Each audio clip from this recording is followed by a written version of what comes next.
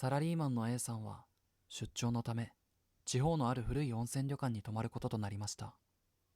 その宿は少し古く、床も腐敗し、木造で建てられたであろうことが一瞬にしてわかるものでした。日中の仕事を終え旅館へ戻ると、この宿に勤めているであろう男性の方が話しかけてきました。この宿に人が来るのは久しぶりだ。今日は何もないといいが。気味の悪くなった A さんは温泉にも向かわず自分の部屋へ戻り、寝る準備を始めました。最後のタバコを一口深く吸い込み、気持ちを落ち着かせ布団へ潜り込みました。しばらくすると足音が聞こえてきました。 A さんはその音に驚きを隠せませんでした。なぜならここは2階の客室のフロアで、今日のお客さんは自分以外にいないことを知っていたからです。 A さんは怯え始めました。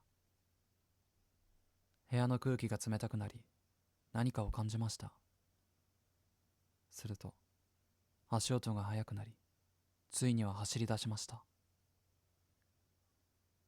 A さんは布団に潜り、早く覚めろ、夢なら覚めろと小さくつぶやきました。そして足音が止みました。 A さんは少し様子を伺って布団から身を出してドアの方を見つめています。今度はドアから音が聞こえてきました。ドアを叩く音です。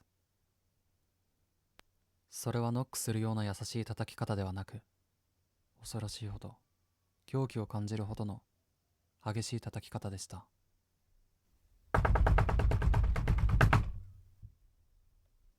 恐怖で耐えきれなくなった A さんはこの部屋から逃げようと布団から立ち上がり、熱くなった汗ばむ額をタオルで拭きながらゆっくりドアへ向かいました。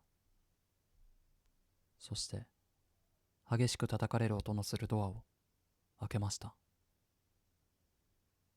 外には誰もいませんでした。ドアを叩く音もやみました。安心した A さんは布団に戻り、そのまま朝まで眠りました。翌日、東京へ戻り、同僚に夕べの話をすると、驚くべきことが明らかになりました。その旅館は、ある有名な事故がきっかけで、お客さんが少なくなり、今はひっそりとオーナーが一人で経営しているそうです。その事故とは、ちょうど2階の A さんが泊まった部屋での火災だったそうです。迫り来る火の粉から逃れるために、逃げ惑ったその部屋のお客さんは、なぜか、ドアを開けることができず、その部屋で亡くなられたそうです。あの時、激しくドアを叩いたのは、部屋の外からではなく、内側からだったのかもしれません。